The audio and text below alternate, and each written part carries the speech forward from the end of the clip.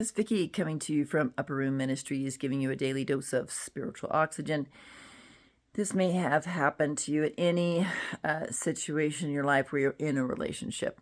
This actually happened between my daughter and I, and there is a perspective that I'd like you to consider. So it's near prom time, and my daughter's taking a lot of pictures. Her opinion on what looks good in her picture, in my opinion, seem to differ. All right, now step aside for a second.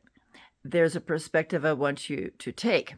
There's a mature thinker and an immature thinker. Now, I'm going to be the mature thinker as best as I can in this whole situation. None of us is perfect in maturity, but in perspective, more mature than her thinking. But this is valuable information as you go into a difference of opinion. Okay? So, she took a whole bunch of pictures last night. Our prom was canceled because of my video yesterday. Not because of my video, but what you saw in the video of the snow. Bless her heart. But the prom was rescheduled. All right, but they went ahead with it in their little friend group, and they took some pictures, and they were beautiful. And as she was showing me the pictures of the evening that they held with a friend, I was like, oh my gosh, that's beautiful. Send it to me. And I could sense her hesitation. But she sent it to me because she was doing the right thing per my request. But I sense that uncomfortableness there. It's important to sense that uncomfortableness because that uncomfortableness is actually a discernment marker.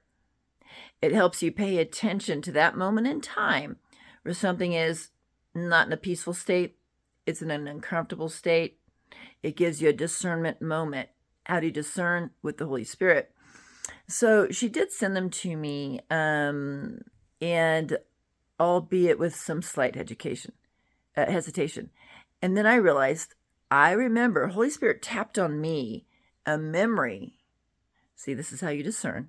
Tapped on me a memory of her telling her friend, don't worry, before I post anything, I'll ask your permission. I was just given a tool by my memory being tapped. So this is the Holy Spirit, the advocate, the paraclete working for you, teaching you.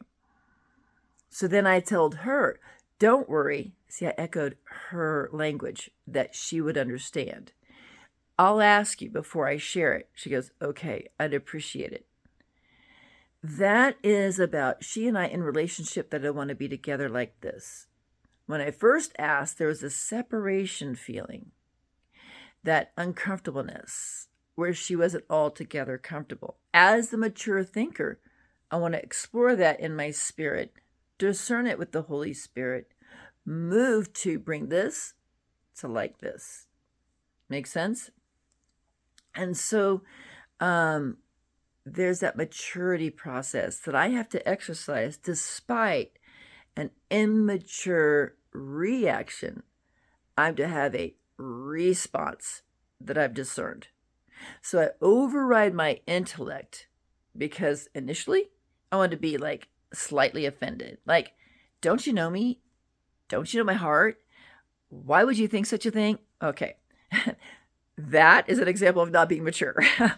And so in the maturation, as we grow in holiness, as we get sifted, as we feel the spiritual sandpaper that's rubbing out imperfections in us, I had to take the moment, be recollected, and work with it with the Holy Spirit, override my intellect for the reaction, come into agreement with the response, and then respond in a way that is healing and healthy. Healing and healthy. As you listen to this, grab out those power words, put them into your journal, your knowing place journal. Begin to get fluent at what it looks like to override the intellect, to be responsive, not reactive. He also tapped on my memory on this. You remember, Vickie, when your mom did a thing, and with your immaturity, you didn't understand the thing she did. It hurt you, And this became this.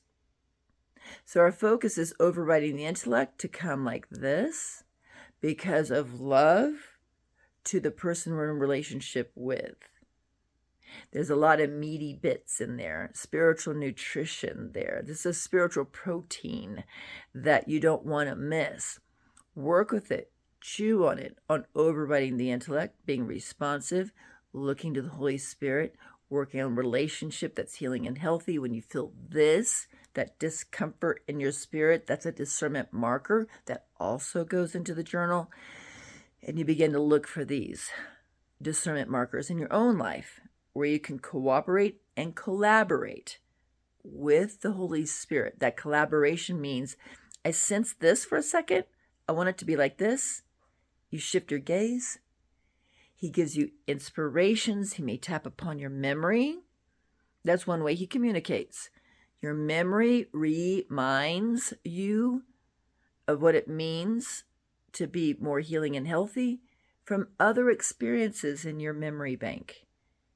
I pray that that is helpful because at its very basis, I wanted to do what love required in the moment, despite the fact that I saw it as a beautiful picture.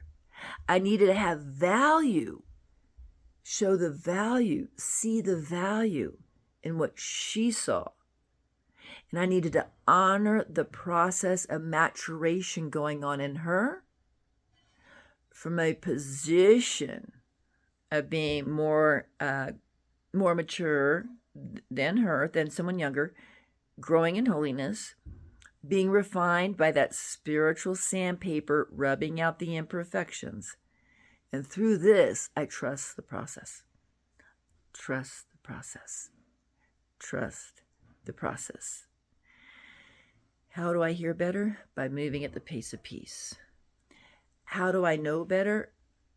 By knowing that I'm being, one, refined by the Holy Spirit, by Jesus, but also by knowing that love looks like something put into action.